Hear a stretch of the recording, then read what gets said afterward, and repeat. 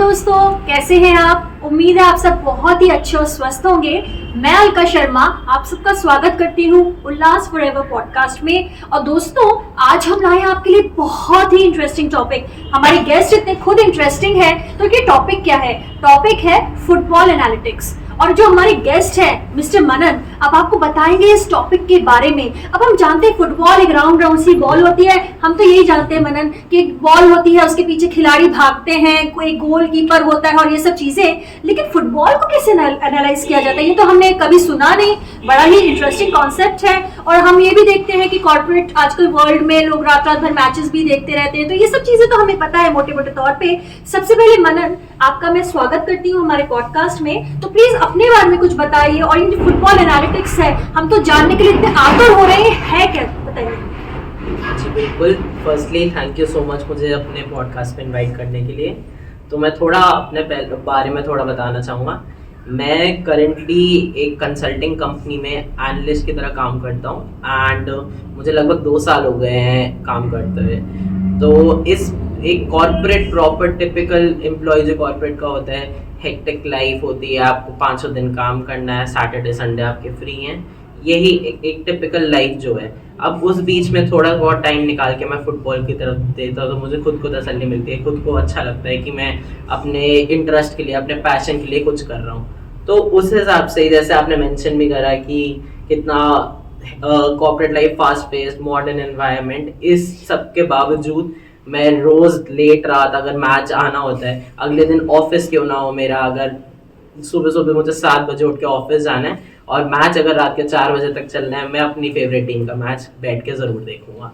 तो यही थोड़ा फुटबॉल की तरफ पैशन, थोड़ा फुटबॉल की तरफ इंटरेस्ट रहा है बचपन से। तो बस उसी की तरफ आगे, मतलब उसी को कंटिन्यू रखा है कॉर्पोरेट लाइफ में भी। बहुत ही अच्छा लगा सुनकर कि फुटबॉल तो आपका पैशन है। तो थोड़ा सा मैं और जानना चाहूंगी कि इंडियन फुटबॉल के बारे में अगर आप थोड़ा सा बताएं, और आपने अपना पैशन कैसे आपने स्टार्ट किया, कैसे सब ये जर्नी आपकी कैसे शुरू हुई, थोड़े से बताइए। जी बिल्कुल। तो इंडियन फुटबॉल वाले क्वेश्चन पे मैं बाद में आता हूँ, उस पे बात करेंगे अभी। लेकिन जैसे मतलब बचपन में जब मैं 10-11 साल का था, तो रोज जैसे अब मैं अपार्टमेंट में रहता हूँ, मैं अपने दोस्तों के साथ नीचे खेलने जाता हूँ। कभी हम लोग ने पिट्ठू खेल लिया, कभी क्रिकेट खेल लिया, बैडमिंटन हो गया, तो उसी बीच में फुटबॉल भी खेलते थे हम, बट इतना रोजमर्रा नहीं खेलते थे उस टाइम। उसी दौरान मेरे एक दोस्त को बड़ा चस्का लगा फुटबॉल का, तो उसने हमारे को अपने घर मैच देखने बुलाया। अब वो मैच यूजुअली क्या होता है कि अगर आप दूसरे देशों का मैच देख रहे हो, दूसरी कंट्री की टीम्स का मैच देख रहे हो, तो रात रात तक चलते हैं। वो चांस के बाद एक शाम में मैच था, तो मम्मी पापा को कोई दिक्कत भी नहीं थी कि आके देख लो, जाओ, तुम लेट भी नहीं होगे एंड अगले दिन स्कूल भी है, कोई टेंशन नहीं है क्योंकि तुम शाम में देख रहे हो। तो वो एक अपॉर्चुनिटी मिली जहाँ पे ऐसे जाके मैच देखें एंड मेरे को काफ़ी अच्छा लगा, काफ़ी इंटरेस्टिंग लगा। मतलब मैं खेलता तो था ही, बट वो मज़े के लिए वहाँ पे देख के लगा अच्छा ये तो मैं समझ पा रहा हूँ, इसने ये ऐसे क्यों करा, मैं रिलेट कर पा रहा हूँ। तो बस उधर से थोड़ा सा शुरू हुआ मैच देखने का भी, फुटबॉल का क्रेज। एंड उसी दौरान सबका इंटरेस्ट जाग गया मेरे दोस्तों में, तो हम सब थोड़ा रोज खेलना शुरू हुए फुटबॉल। एंड फिर 2012 में एक यूरोज हुआ था। वो होता गया, यूरोपियन फुटबॉल नेशंस जो हैं वो आपस में एक टूर्नामेंट रखते हैं। तो उस दौरान पोर्चुगल, मुझे काफ़ी मतलब रोनाल्डो का नाम सुना हुआ था, बट इतना कोई फॉलो नहीं करा था। बट जैसे जैसे टूर्नामेंट में मैच देखे, अच्छा लगा कि नहीं पोर्चुगल अच्छा खेल रही है, तो मैं खुद भी इंडिया में बैठे हुए पोर्चुगल को चेयर ऑन कर रहा था कि नहीं पोर्चुगल को जीतना चाहिए। तो बट चांस के बाद जो इवेंचुअली जीती, जो चैंपियन बनी स्पेन, उनसे पोर्चुगल हार गई थी पेनल्टी शूट आउट में, और रोनाल्डो को मौका नहीं मिला था अपनी पेनल्टी किक मारने का। तो आप सिंपैथी कह लो कि एक प्लेयर की तरफ सिंपैथी आ गई, दूसरा मुझे गेम अच्छा लगा, तो जैसे भी करके दोनों चीज़ें मिला के मुझे बस अब रोनाल्डो पसंद आ गया। तो वहीं से बस शुरू करा फुटबॉल देखना, फुटबॉल फॉलो करना, रोनाल्डो की टीम्स क्या है, रोनाल्डो कैसे खेल रहा है, तो थोड़ा वहीं से शुरू हुआ। एंड उस दौरान ऐसे बचपन में वो कार्ड्स आते थे, मैच अटैक्स, क्रिकेट अटैक्स ऐसे, तो फुटबॉल का मैच अटैक्स होता था, तो उसमें वो ऐसे सिल्वर गोल्ड कार्ड्स, हम बचपन में, अब सबको क्रेज होता है तो हम लोग ट्रेड करते थे, अच्छा मेरे पास रूनी आया है, तेरे पास क्या है। तो वहीं से शुरू हुआ थोड़ा ऐसे, ये सब सारी चीज़ें फैक्टर इन कर करके इंटरेस्ट बढ़ा। तो उधर उसी दौरान स्कूल में भी, जैसे स्कूल में फुटबॉल टीम होती है, मेरे को इतना शौक चढ़ ही गया, तो मेरे को था कि मैं स्कूल की फुटबॉल टीम ज्वाइन करूं। लेकिन दिक्कत ये हुई कि स्कूल की फुटबॉल टीम की प्रैक्टिस मेरी बास्केटबॉल टीम के साथ कोलैप्स करती थी। तो थोड़ा सा मैंने कहा चलो स्कूल में नहीं, तो मैं शाम को स्कूल के बाद अपना अलग से फुटबॉल एक क्लब में खेलने जाता था। तो वहाँ पे काफ़ी धीरे धीरे प्रोग्रेशन हुआ, अच्छा खेलने लगा, काफ़ी जल्दी मैं उनकी स्टार्टिंग टीम में आ गया। तो हम वहीं से, मेरे को फिर एक अंडर 18 टूर्नामेंट में भेजा जबकि मैं 14-15 साल का था तब। तो थोड़ा अच्छा खेलने भी लगा, इंटरेस्ट भी जा गया। तो काफ़ी मतलब सारे फैक्टर्स एक साथ पॉजिटिव वे में प्ले करे। तो बस हम उस टूर्नामेंट में काफ़ी अच्छा करे और मेरे को एक बेस्ट गोलकीपर की ट्रॉफी मिली। मैं जबकि फॉरवर्ड खेलता हूँ, लेकिन हमारी टीम के पास काफ़ी फॉरवर्ड थे, तो गोलकीपर खिलाया था, बट एक काफ़ी अच्छा एक्सपीरियंस मिला। तो बस वहीं से थोड़ा सा फुटबॉल और डेवलप हुआ और अभी तक कंटिन्यू हो रखा है। Very nice. और जैसे क्रिकेट, जी बताइए। हाँ जी, मैं आपका एक क्वेश्चन याद आया इंडियन फुटबॉल का। हाँ जी, तो जब ये सब मैं इतना सब जान रहा हूँ, इतना सब समझ रहा हूँ फुटबॉल के बारे में, तो बीच में ऐसे इंडियन फुटबॉल का भी कॉन्टेक्स्ट ऑब्वियसली लेना जरूरी है कि अपने देश के बारे में तो थोड़ा जानो। तो थोड़ा बहुत तो आइडिया था कि मोहन बगान, ये बंगाल साइड पे एंड साउथ साइड पे, साउथ इंडिया में बहुत लोग फुटबॉल फॉलो करते हैं। केरला में काफ़ी फैन फॉलोइंग है, बंगाल में काफ़ी फैन फॉलोइंग है, ट्रेडिशनल राइवलरी वहाँ पे एस्टैब्लिश्ड है। तो इसी दौरान मतलब इस सब के बारे में जाना। फिर भाईचंद भूटिया का क्या कहते हैं रिटायरमेंट भी उसी दौरान था। सुनील छेत्री का अपकमिंग ईयर्स थे। तो अब आप करंट सिनेरियो में देखें जहां सुनील छेत्री इंटरनेशनल लेवल पे एक्टिव प्लेयर्स में नंबर 3 पर है इंटरनेशनल गोल्स में, विद रोनाल्डो एंड मेसी, इतने फेमस प्लेयर्स है। जब हमारा कोई इंडियन खड़ा हो तो कितना प्राउड फीलिंग होती है। तो इंडियन फुटबॉल तो एक एवर ग्रोइंग पार्ट रहता है ये साथ। Very nice. और आप इतना इंटरेस्टिंग मतलब बता रहे हैं इस टॉपिक को, क्योंकि हम लोग तो क्रिकेट के बारे में ही हमेशा जाना है, हम लोगों ने सुनते रहते हैं, लेकिन फुटबॉल भी इतना इंटरेस्टिंग है। तो यही हम मनन से जान रहे हैं। तो मनन, आप आज भी खेलते हैं? Do you still continue to play? थोड़ा सा इस पे जैसे स्कूल में थोड़ी मुझे दिक्कत होती है धूल मिट्टी से, तो जैसे ग्राउंड जिस हिसाब से थे, तो 8th-9th में आते आते थोड़ी धूल मिट्टी ज़्यादा और लगने लगी, थोड़ी दिक्कत होने लगी, तो उस चक्कर में थोड़ा फुटबॉल छूट गया। एंड फिर बोर्ड एग्ज़ाम आ गए, थोड़ा पढ़ाई प्रायोरिटाइज कर ली। बट अभी भी फुटबॉल जारी रखा है, कंटिन्यू रखा है, कोशिश पूरी रहती है। कॉलेज में आके खेलना चाहा, कॉलेज की फुटबॉल टीम के लिए भी ट्रायल्स दिए, सिलेक्ट भी हुआ, लेकिन फिर कोविड आ गया। 3 में से 2 साल तो कोविड में निकल गए, लेकिन कोई बात नहीं, सब जारी है जो है।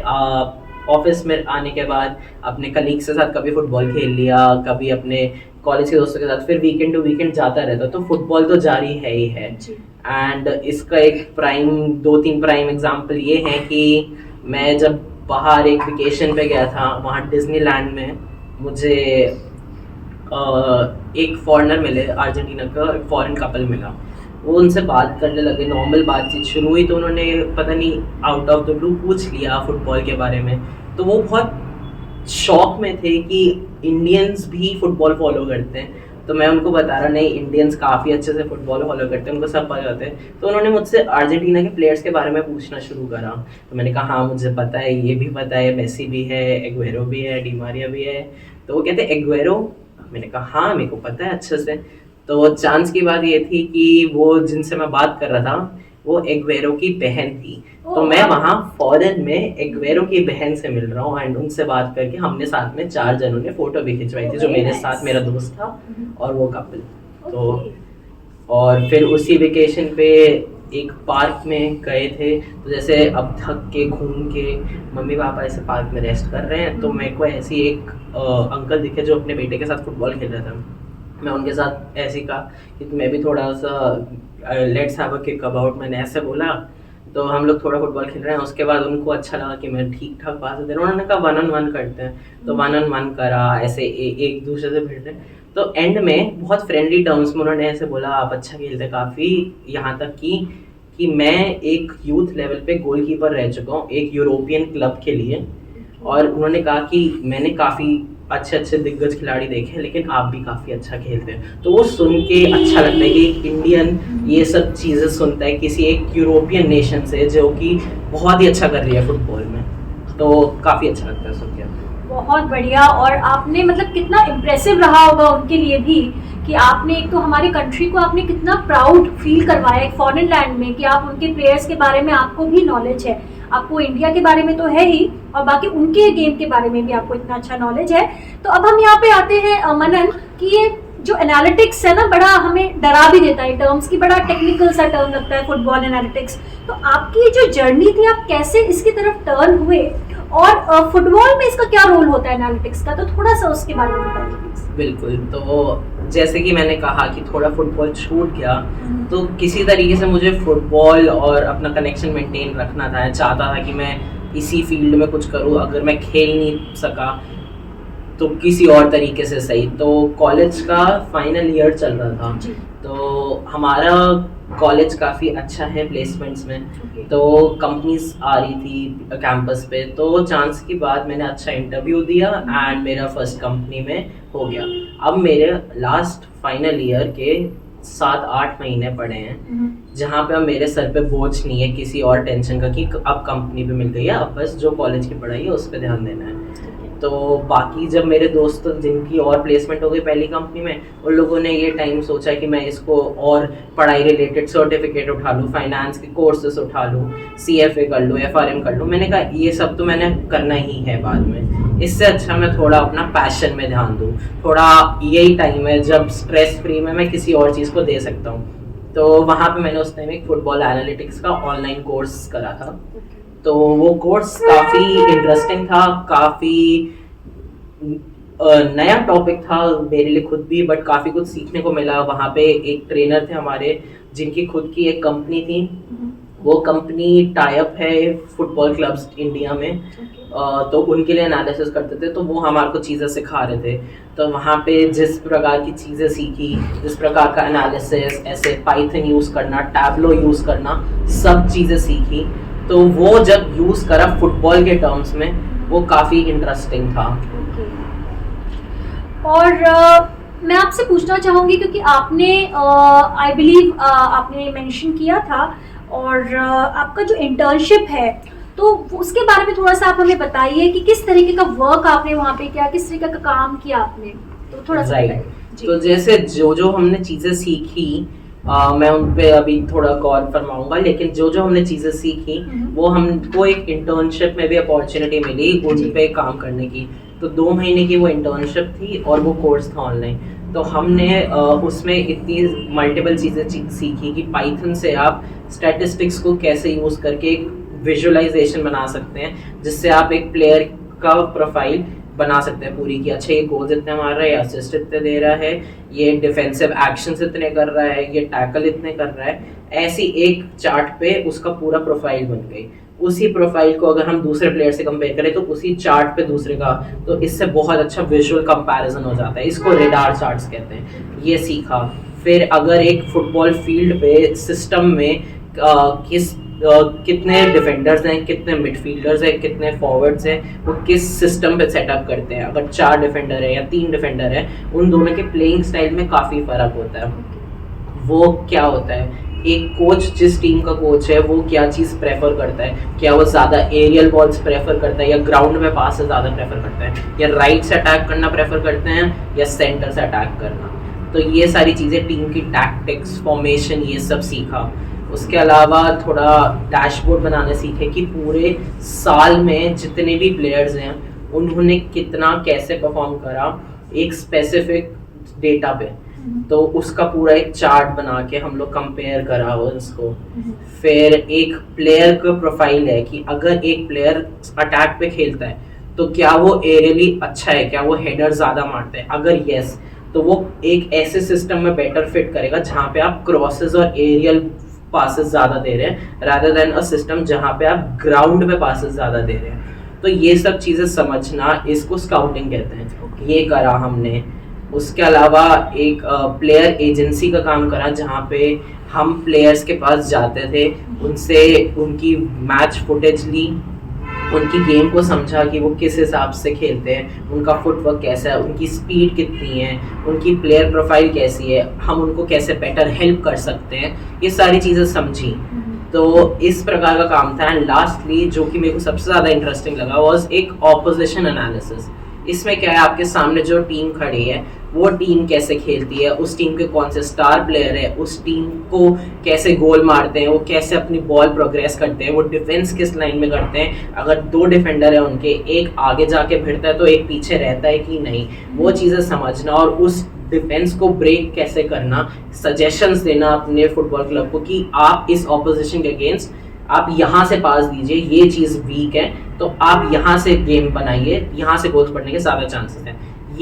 ये काम भी करा हमने। तो ये सारा 2 महीने के इंटर्नशिप में करा और ऑनलाइन कोर्स में सीखा था। तो जितना हमने इस पे काम करा तो मेरे ट्रेनर को मेरा काम काफ़ी पसंद आया, तो उन्होंने कहा कि आप ये इंटर्नशिप एक्सटेंड कर लो, आपको और एक्सपोजर मिलेगा। एंड उन्होंने फिर मुझे लाइव टाई अप कर दिया, अपनी कंपनी के जो क्लाइंट हैं उनके साथ लाइव टाई अप में कर दिया, और उन्होंने कहा कि आप इनके साथ काम करो। तो मैंने उनके लिए यही सब चीज़ें करी।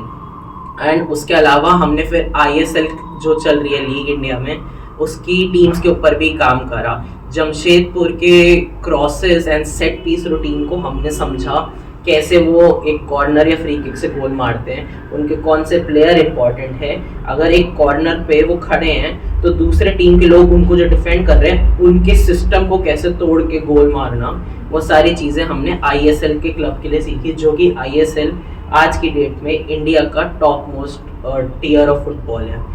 आई लीग पीछे हो गया, तब हमने आई लीग के भी क्लब्स के लिए एनालिसिस करा। तो ये टॉप 2 इंडियन फुटबॉल सिस्टम के जो टीयर्स हैं उसके बारे में जब हमने उन टीम्स का एनालिसिस करा तो उससे काफ़ी अच्छी इंफॉर्मेशन, काफ़ी अच्छा एक्सपीरियंस रहा उस टाइम पे।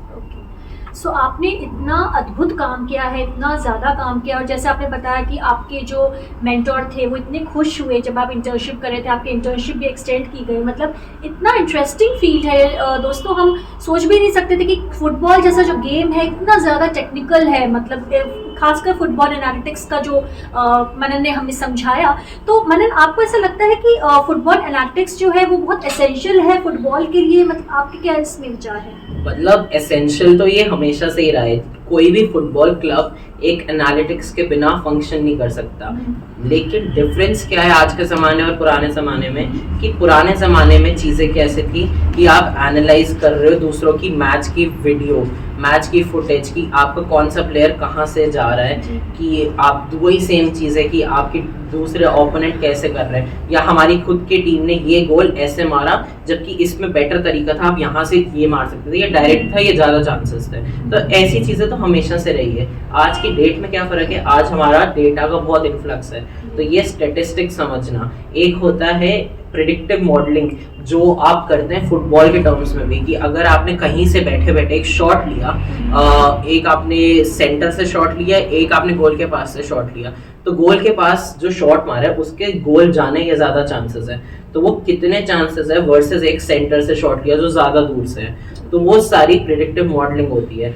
ये डेटा पॉइंट्स और ऐसी प्रिडिक्टिव मॉडलिंग हम जब एक्चुअल आउटपुट के साथ कंपेयर करते हैं तो हम समझ सकते हैं कि उसके पीछे रीज़न क्या है, कि अगर आपने एक्चुअली 2 गोल मारे लेकिन आपके एक्सपेक्टेड थे 3, तो आपने 1 गोल कम क्यों मारा, कि आपकी क्या शॉट्स खराब लिए, या आपके पासिंग खराब थी, या आपकी फिनिशिंग खराब थी। तो ये सारे डेटा पॉइंट्स आज की डेट में प्रेजेंट हैं।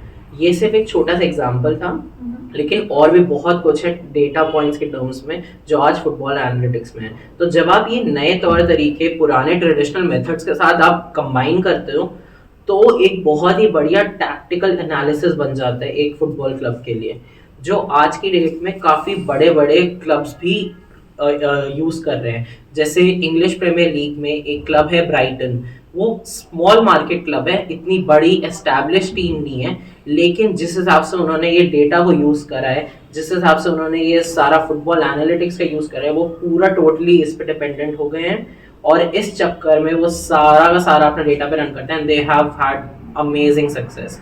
उन लोगों ने बड़ी बड़ी टीम्स को बहुत अच्छे कंपटीशन दिए, उनको हराया है।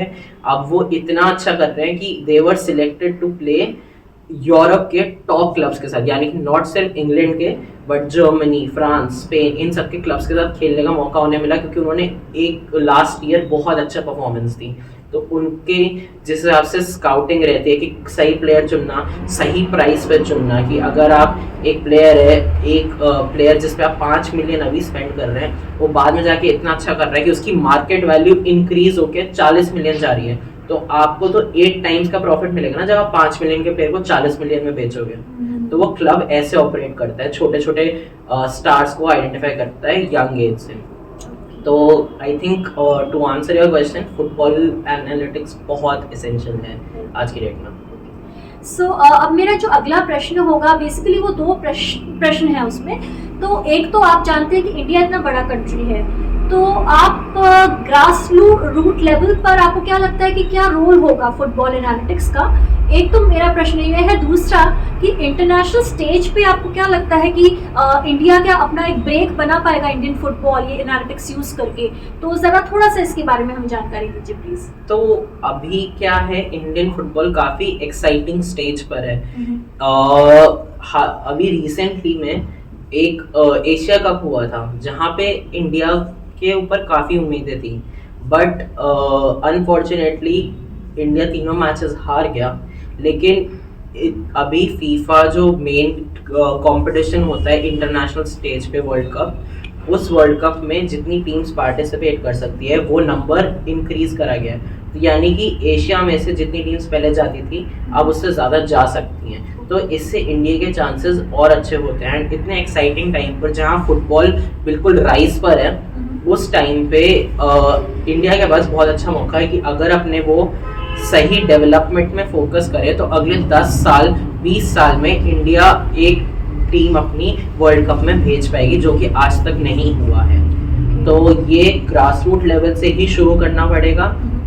एंड जहाँ तक फुटबॉल एनालिटिक्स की बात रही, तो एक ऐसी एग्जाम्पल याद आया मुझे कि मैंने अपनी इंटर्नशिप में एक अंडर 12 इंटरनेशनल टूर्नामेंट का एनालिसिस करा था, जहाँ पे एक इंडियन फुटबॉल क्लब की टीम गई थी अंडर 12 का इंटरनेशनल टूर्नामेंट खेलने। एंड वो टीम खेली बहुत बड़े बड़े क्लब्स की अंडर 12 टीम्स के साथ, जैसे कि बार्सिलोना, यूवेंटस, ऐसे 6 टीम्स थी। और मुझे इतना अच्छे से याद नहीं, बट या तो इंडियन टीम फाइनल में हारी थी या पूरा टूर्नामेंट जीती थी। तो काफ़ी बड़ी अचीवमेंट थी इतने यूरोपियन क्लब्स के साथ खेलते हुए, उसका एनालिसिस मैंने करा था। अब ये एनालिसिस अंडर 12 के बच्चों के लिए कर रहे हैं तो थोड़ा सा कॉन्ट्राडिक्टरी हो जाता है, थोड़ा अगेंस्ट जाता है। क्यों? क्योंकि आप जब 12 साल के बच्चों को कह रहे हो कि नहीं आप ये गलत कर रहे हो, तो आप उनको फ्रीडम नहीं दे रहे हो अपना फुटबॉल एबिलिटी डेवलप करने का।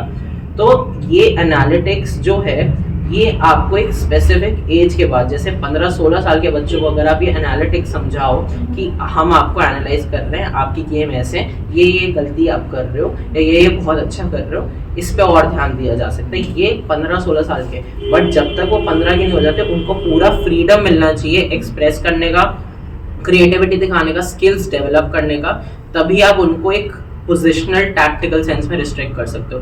बट 15-16 साल के बाद जो आप फुटबॉल एनालिटिक्स से यूज़ करके एक प्लेयर को इम्प्रूव कर सकते हो, उनकी हेल्प कर सकते हो, वो काफ़ी बड़ा रोल प्ले कर सकते हो। तो इंडियन फुटबॉल के लिए नेक्स्ट स्टेप यही होना चाहिए कि गेट द बेसिक्स राइट 15 साल की उम्र तक, उसके बाद आप थोड़ा उनके टैक्टिकल पॉइंट्स पे काम कर सकते हो। थैंक यू मनन, आप इतनी महत्वपूर्ण आपने हमें जानकारी दी। मतलब हम तो सच में, मतलब हमारे तो ज्ञान चक्षु एकदम खुल गए फुटबॉल एनालिटिक्स के बारे में। और अभी आप इतना काम भी कर रहे हैं, आपने कहा अभी आप कंपनी में भी काम कर रहे हैं, तो ऑब्वियसली आपके जो वर्क शेड्यूल होगा बहुत टाइट होगा, प्लस आप ये फुटबॉल एनालिटिक्स भी कर रहे हैं। तो आपके क्या प्लान्स हैं, मतलब आगे गोइंग फॉरवर्ड, क्या आप ये कंटिन्यू करते रहेंगे अपना फुटबॉल एनालिटिक्स? और 2 शब्द हमारे दर्शकों के लिए भी थोड़ा सा बताएं कि क्या है, मतलब कैसे करना चाहिए ये सब। जी, इन एन आइडियल वर्ल्ड मैं तो चाहूँगा कि मैं फुटबॉल एनालिटिक्स की फील्ड में या फुटबॉल से किसी तरीके से जुड़ा रहा हूँ, मेरा प्रोफेशन ही वो ही रहे। बट अभी के लिए जैसे कि मेरी पढ़ाई अभी बची है, मुझे आगे और पढ़ना है, खुद से मन है, तो अभी के लिए मैं एक बेस फाउंडेशन बिल्ड कर रहा हूँ अपने लिए, जहाँ पे अगर मेरा फुटबॉल का एक जो इतना लोग जिसमें जाते नहीं हैं वो करियर अगर मैं चूज़ करूँ और अगर वो नहीं वर्कआउट होता तो मेरे पास एक ऑप्शन होना चाहिए, अच्छा फाउंडेशन होनी चाहिए। तो अभी मैं एक फाउंडेशन पे काम कर रहा हूँ, एक अच्छी फाउंडेशन बनाना चाह रहा हूँ फाइनेंस में, जिसके लिए मैंने एक सर्टिफिकेशंस वगैरह भी करी है, मेरी डिग्री भी उसी में थी, आगे पढ़ाई भी उसी में होगी, ताकि मैं जब अपना फुटबॉल में आगे जाना चाहूँ तो मैं एक सॉलिड फाउंडेशन के साथ जाऊँ। और मेरे को मेरे जो पढ़ाई की फील्ड है उसमें भी इतना इंटरेस्ट है कि मैं किसी तरीके से अगर मैं फाइनेंस और फुटबॉल एनालिटिक्स को कंबाइन कर पाऊँ तो बहुत ही बढ़िया हो जाएगा। तो उसके एवेन्यूज़ हैं, उसके ऑप्शंस हैं जो कि मैं अभी एक्सप्लोर कर रहा हूँ। वन कुड बी सिंपल, एक फुटबॉल क्लब में आप फाइनेंशियल कैपेसिटी में आप इन्वॉल्व हैं, आप उनके ट्रांसफर्स वगैरह देख रहे हैं, जहाँ पे आप एक प्लेयर को एनालाइज करते हैं, उनका सही एस्टिमेट लगाते हैं कि इनकी वैल्यू कितनी है एज के बेसिस पे, फुटबॉल स्किल्स के बेसिस पे, एबिलिटीज़ के बेसिस पे। तो ये एक ऑप्शन है जहाँ फाइनेंस एंड फुटबॉल एनालिटिक्स दोनों कंबाइन हो रहा है। ऐसी और भी ऑप्शन है जो मैं एक्सप्लोर कर रहा हूँ, but hopefully this is the way forward. और क्योंकि इतनी सारी हमें जानकारी मिल रही थी तो एक प्रश्न मेरे मन में बहुत समय से था और मैं बीच में ही पूछना चाहती थी, मैं पूछ लेती हूँ कि आपका ये जो पैशन था तो इसमें कभी आप ऐसे किस एक्सटेंट तक आप गए हैं इसको परस्यू करने के लिए? कोई ऐसा रोचक किस्सा रहा है कि आपने कुछ ऐसा करा हो जो हम सुनने में हमें बड़ा मजा आएगा, या इस टाइप की चीज़ें? तो आप कुछ बताइए। जी बिल्कुल, एक काफ़ी मतलब मेरे लिए प्राउड फीलिंग आती है, एक ऐसा इंसिडेंट बताता हूँ। तो जैसे मैंने बताया कि जॉब शुरू हुई है, जब से मैंने कमाना शुरू करा है तो ऐसे मैंने थोड़ा सा साथ में पैसे जोड़ के और थोड़ा पेरेंट्स की हेल्प लेके एक अपने कज़न्स के साथ यूके ट्रिप पे गया था, जहाँ मैंने स्पेशली एक फुटबॉल मैच देखा।